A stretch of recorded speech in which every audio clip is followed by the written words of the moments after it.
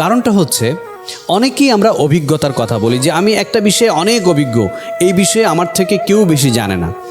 যদি তাই হয়ে থাকে, একটা জিনিস আপনি চিন্তা করে দেখুন, কোন একটা প্রতিষ্ঠানের কথাই যদি বলি, ওই প্রতিষ্ঠানে একটা প্রধান, সে দেখা যাচ্ছে যে সবে মাত্র আসছে, অর্থাৎ ধরুন যে মাস 6 হয়েছে।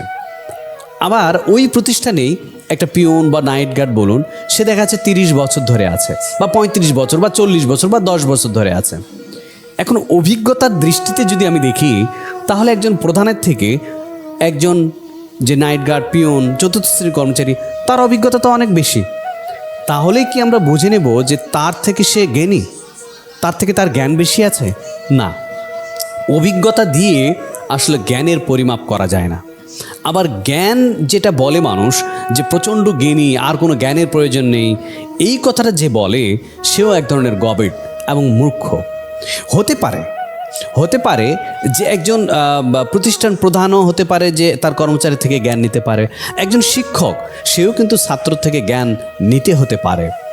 একজন ব্যারিস্টার, একজন বিশাল প্রকৃতির একজন চাকরিজীবী বা বিশাল জ্ঞানী একজন মানুষ, সেও কিন্তু একজন কৃষকের কাছ থেকেও জ্ঞান নিতে হতে পারে।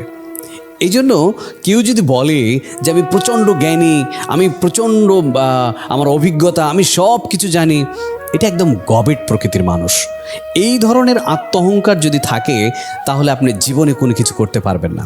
অর্থাৎ আপনি মনে করেছেন যে আপনার অ্যাচিভমেন্টটা শেষ, আপনি যে অর্জন করেছেন, আর কিছু আপনার অর্জন করার নেই, আর কিছু শেখার নেই, আপনি সব শেষ করে দিয়েছেন, আপনার আর কিচ্ছু শেখার নেই। তার মানে আপনার জ্ঞানের গভীরতাটা একদম পাতলা, একদম। কারণ আপনি ধরেই নিয়েছেন যে আপনি শেষ, আপনার আর শেখার কিছু নেই, আর দেবার কিছু নেই, আপনি সমস্ত কিছু শিখেছেন, দিয়েছেন।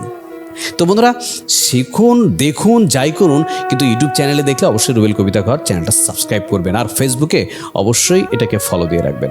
তো সবাই ভালো থাকবেন, আর অবশ্যই আত্মঅহংকারী হবেন না, জ্ঞানী হন, ভদ্র হন, নম্র হন, এবং নিজেকে কখনোই জ্ঞানী ভাববেন না, কারণ জ্ঞানেরও জ্ঞানী থাকে।